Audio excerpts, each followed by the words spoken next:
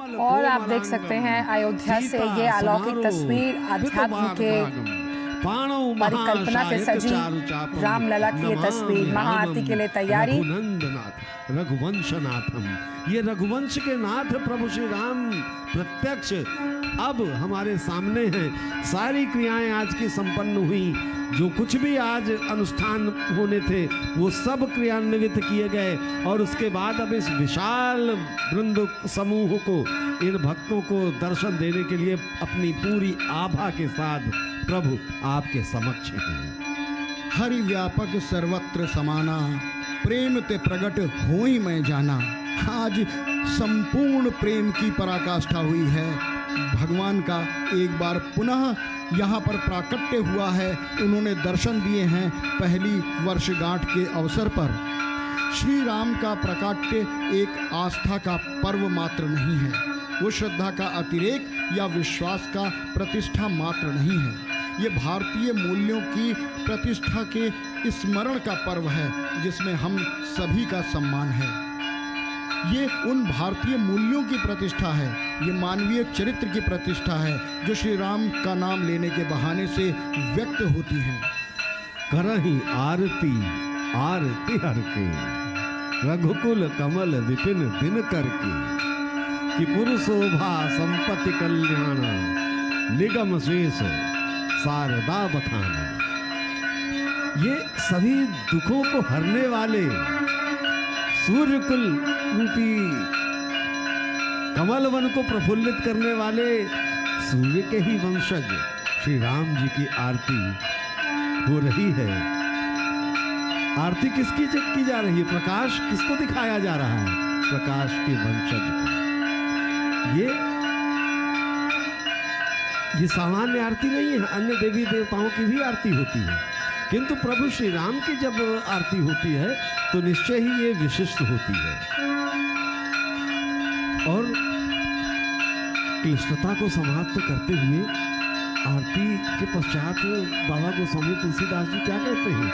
वो तो जब सामान्य की बात अपने रचना में लेकर चलते हैं कि राम भरोसो राम बल, राम नाम विश्वास और सुमिरत शुभ मंगल कुशल महगत तुलसीदास। हे प्रभु, आपका वंदन अभिनंदन करके हम सभी भक्तगण केवल ये कामना करते हैं कि सबका मंगल हो, सबका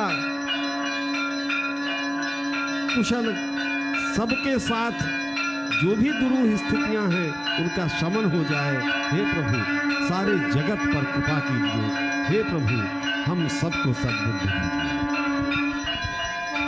मंगल आरती, महाआरती जो कहिए वो होती हुई और भगवान श्री राम लला के इस दिव्य भव्य और नव्य राम मंदिर में प्रथम वर्षगांठ अपनी पूर्णता की ओर पहुंचती हुई।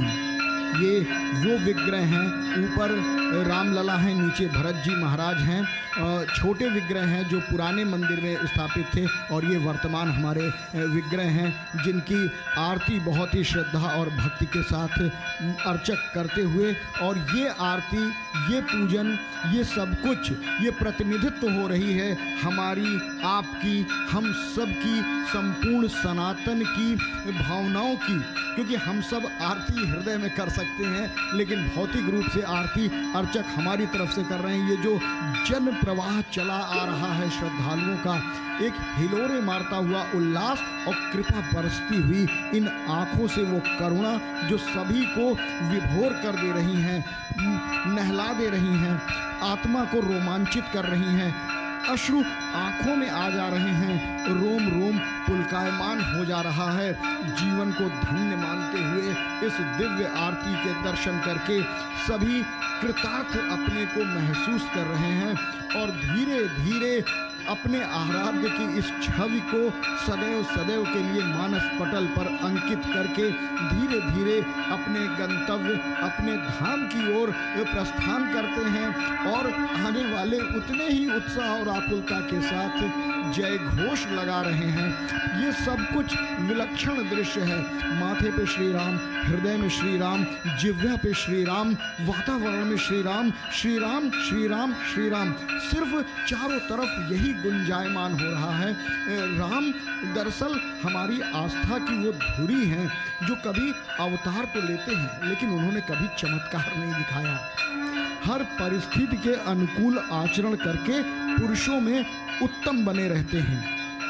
एक आम आदमी के संघर्षों को, कष्टों को, विसंगतियों को स्वयं जीते हैं और मर्यादा को कभी टूटने नहीं देते।